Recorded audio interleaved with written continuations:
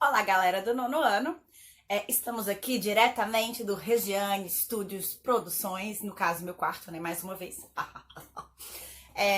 E a gente vai iniciar a partir de agora a nossa segunda apostila, tá? Quem não tiver o livro físico, não tem problema não, tá, gente?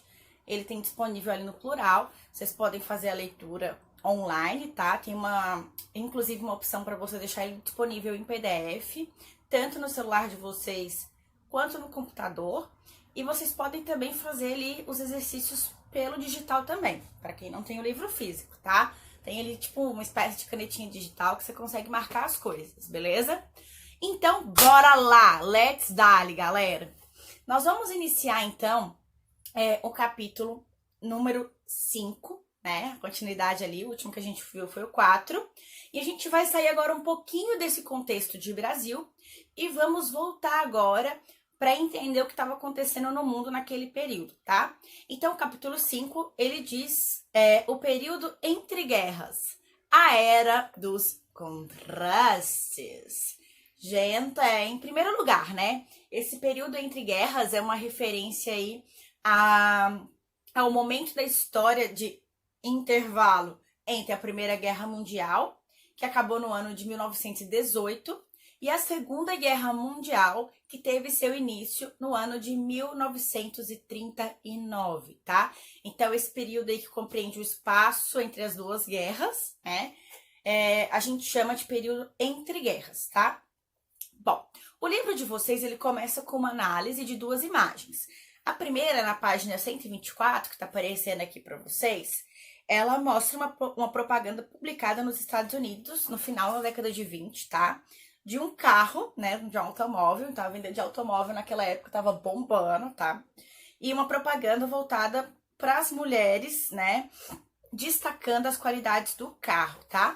Agora, já na página 125, aqui do ladinho, vocês estão vendo? Nós temos aí um jovem, né, um ano depois, que era investidor da Bolsa de Valores de Nova York, vendendo o carro por $100, né, o que equivalia aí a aproximadamente 10% do que ele valia na época. E aí, gente? Percebam que, historicamente falando, passou pouquíssimo tempo entre uma imagem e outra. O que aconteceu, né? O que aconteceu de tão grave a nível mundial que fizesse com que o cara tivesse que vender o seu carro a um preço tão baixo, tá? Segunda questão.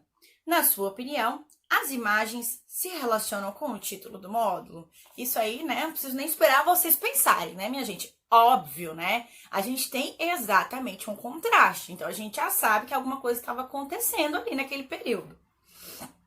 E na última questão. O cartaz que aparece na imagem 2 menciona perdas na Bolsa de Valores. Você já ouviu falar a respeito dessas perdas que aconteceram no ano de 1929? Bom, com certeza vocês já devem ter ouvido falar alguma coisa em relação à Bolsa de Valores, né?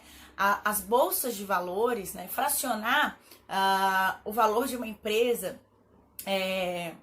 em ações é uma coisa muito característica do capitalismo financeiro. Esse capitalismo que a gente vive nos dias de hoje, né? E que ele começou aí a vigorar e a engolir a galera e ser responsável, inclusive, pela eclosão da Primeira Guerra Mundial, né? A partir da Segunda Revolução Industrial. O capitalismo, né? Vários estudos mostram que ele passa por crises cíclicas. E o final da década de 20 vai ser marcado por uma dessas grandes crises. Mas por enquanto eu não vou dar muito spoiler não, tá? Porque isso aí vocês vão ver mais adiante. O que rolou para que essa crise acontecesse, para que essa crise estourasse, tá? Mais embaixo, na apostila de vocês, nós temos ali o pós-Primeira Guerra. Altos e baixos. Bom, pessoal, primeiro a gente tem que entender que para os países europeus houve um desgaste muito grande a nível institucional, né? Uma destruição também sem precedentes nesses países que participaram da guerra, em especial para a Alemanha, que vai ali se ferrar bastante com a questão do Tratado de Versalhes, né? Mas os outros também não saíram, né, da melhor maneira possível, tá? E aí, o livro de vocês vai contar um pouco sobre isso. Então, enquanto uns países, eles saem com uma dificuldade muito grande, vai ter que reconstruir seus campos de produção, suas fábricas, suas casas, suas praças, enfim, né? Nós vamos ser um país que ele saiu como emergente de tudo isso. Então, para um país, né, para um grupo específico, a guerra vai ser muito boa. E esse país, tananana, quem é? Estados Unidos, United States of America, galera. Isso aí, né? Estados Unidos, ele entra no final da Primeira Guerra. Vai ser decisivo para o confronto. Entra ali com seus soldados novinhos em folha, seu equipamento novinho em folha, né? Suas armas. E eles entram mesmo para decidir o conflito. Então, o território estadunidense, ele não vai ser afetado pela guerra.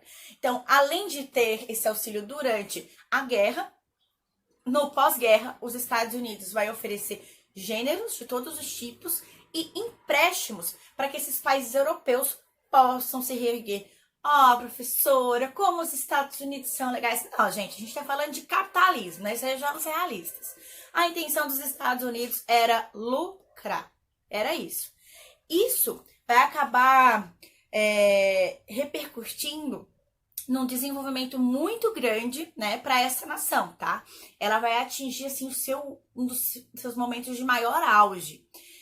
Imagina só, nós vamos ter ali o aumento da produção, as ações das bolsas de valores, elas vão ficar cada vez mais valorizadas dentro dos Estados Unidos. Pessoas que tinham menor poder aquisitivo, classe média, eu tô falando, tá? Que a classe média, ela tá mais sujeita a essas flutuações, né? A classe média, ela começa a ter maior poder de aquisição, maior poder de compra. Nós vamos ter ali torradeira elétrica, aspirador de pó, rádio, máquina de lavar, né? Enfim, esses grandes símbolos, né, que vão ser os símbolos de desenvolvimento dos Estados Unidos. A gente tem aí, então, o que ficou conhecido como o American Way of Life, né? Esse estilo de vida americano. Gente, eu tô arrasando no inglês hoje, né? Meu Deus, né? Enfim. E esse estilo de vida americano, ele vai trazer uma euforia, né? Nossa, é muito legal nascer nos Estados Unidos, aqui o negócio é bom, é desenvolvido. E esse estilo de vida, ele tem que estar baseado no consumo. Então, o American Way of Life é um estilo de vida baseado no consumo, tá? Bom, gente, mas a gente sabe que tem um grupo ali específico, né? Que é a maior parte da população, de forma geral, que sempre sofre, né, para que alguns grupos tenham maior poder de compra, que são os mais vulneráveis. Então, gente, quando existe uma concentração de renda nas mãos de um grupo, vocês podem, assim, ter certeza que quem tá aqui embaixo geralmente costuma descer um pouquinho mais para garantir a ascensão desses que estão subindo, tá? Seguindo na apostila de vocês, na página 127, nós temos ali anos dourados, mas não para todos. Então, dentro dessa euforia, nós vamos ter a construção de uma indústria do lazer. O cinema hollywoodiano, ele vai ser fundamental, né, para divulgar esse estilo de vida dos Estados Unidos, tá? Ele vai adquirir essa característica de pregar de que os Estados Unidos são melhores, que ali é muito bom de se viver, que o resto do mundo não presta, e é isso, né? E dentre essas mudanças, nós vamos ter influência também no comportamento das mulheres. Então, as mulheres, elas passam, desde o final da Primeira Guerra Mundial, a ocupar mais os espaços públicos, né? Elas tiveram que sair, né, das casas, né, para poder trabalhar, porque grande parte do efetivo masculino que trabalhava nas fábricas foi para a guerra, foi conduzido para a guerra. Então, elas acabam ganhando mais autonomia, né? Então, como elas saem para trabalhar, né? Enfim, elas estão mais presentes na rua e no dia a dia. Então, o uso de espartilho, ele é abandonado. As mulheres começam a usar roupas mais confortáveis. É até um corte mais reto, assim, como esse daqui, por exemplo, que vocês estão vendo, né? Que é justamente para não ter que valorizar tanto essa questão da curva, para mostrar outro tipo de valorização feminina. As mulheres passam a usar cabelos curtos, a fumar em público, né? Enfim, então nós vamos ter aí também toda essa questão afetando diretamente o comportamento das mulheres, né? Com os gramofones e com os rádios, a música, ela também vai ganhar um destaque muito grande, em especial o jazz, né? E também as danças como Charleston, que é aquele tararam, tararam, tararam, tararam, tararam, esse negócio aí, vocês entenderam, né? Também vai ganhar um destaque muito grande, tá? Mas aí a nível, tô falando de capitalismo mesmo, de vender a música, tá, galera? Na página seguinte, nós temos ali que ao mesmo tempo que nós temos esse desenvolvimento, nós temos também a convivência com velhos padrões, né, de exclusão social, como por exemplo da população negra dos Estados Unidos, que sempre sofreu com a segregação, né, e que nessa época não vai ser diferente. É justamente nos anos 20 que nós vamos ter a fundação da Ku Klux Klan, esse grupo que se auto-intitula, ainda existe alguns núcleos hoje, que se intitula cristão, né, e que acredita numa supremacia branca, tá? Perseguia negros principalmente, mas também perseguia judeus e imigrantes, né? Calcula-se que ela tinha aproximadamente 4 milhões de integrantes naquele momento, tá? Os trabalhadores não tinham direitos sociais assegurados, tá? E cada vez mais os sindicatos eles eram perseguidos e criminalizados, chegando a ser comparado com o comunismo, que é uma coisa que não tem nada a ver com a outra. Tô lutando por melhor condição de trabalho, isso não quer dizer que o cara seja comunista, né? Ele só quer direito, ele só quer, sei lá, ter um descanso por semana, trabalhar, não ter que trabalhar 12, 14 horas por dia, né? Ter garantia de que se ele se acidentar, ele vai ter condições, né, de permanecer no emprego, enfim, ter alguma coisa em relação a isso, né?